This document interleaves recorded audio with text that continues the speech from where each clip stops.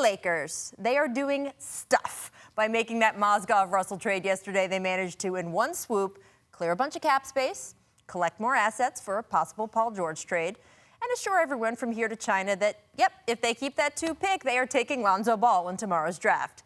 Of course, this means saying goodbye to Russell, who certainly had his moments here in L.A.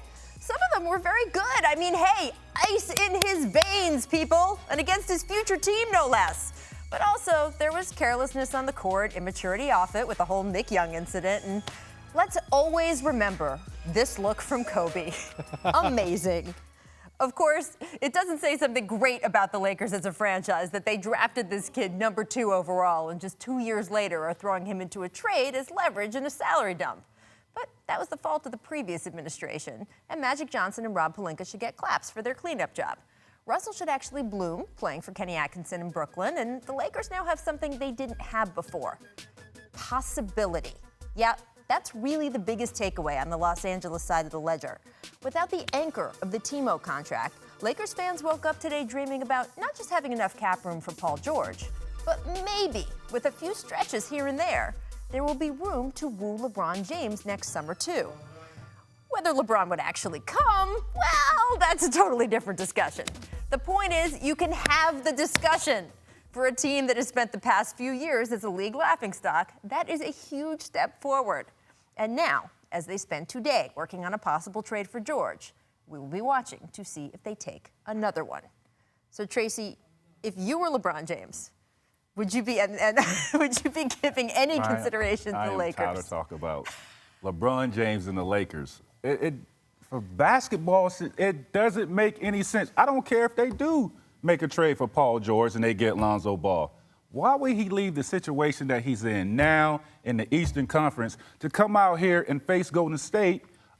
We talked about this yesterday. But all of the happy to Lakers face these fans. guys and possibly not even make it to the finals. Stay in the East, improve that team, or however way you could do it this offseason, and contend against Golden State in the finals, not in the Western Conference Finals. So, no, they're not in the sweepstakes of getting LeBron James. But there's more than just LeBron available next year, and even more than just Paul George.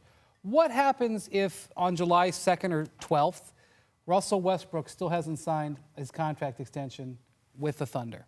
We don't know what he's going to do. We know he can get offered the largest contract in NBA history. Maybe he'll sign it on July 2nd. This won't be an issue. What if he doesn't? What does that do for the sweepstakes next year? Also, I want to point something out.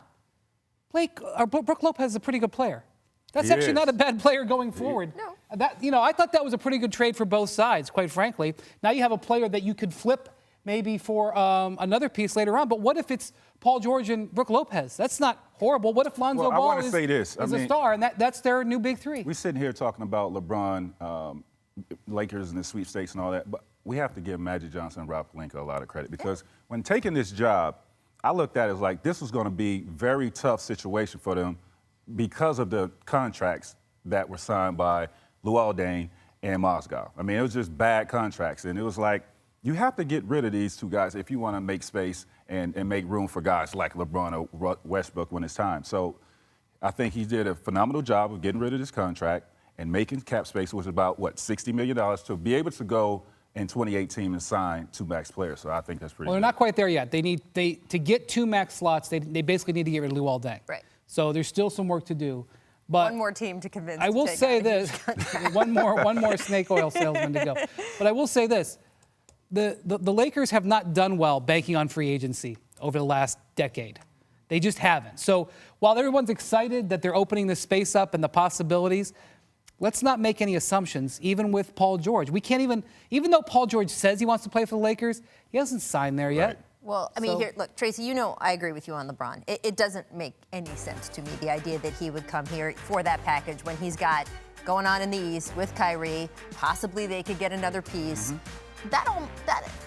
Just because that fit isn't there, I do think there is value in the discussion of it, in the idea of it. If you're a Laker fan, it has been a desert. It has been a tough few years. And you have to give Magic and Rob credit, not just for the mechanics of what they pulled yesterday, but for the fact that they made people feel better when they woke up this morning. Right. That matters to the fan base, which is ultimately what you are trying to do here as an entertainment sport.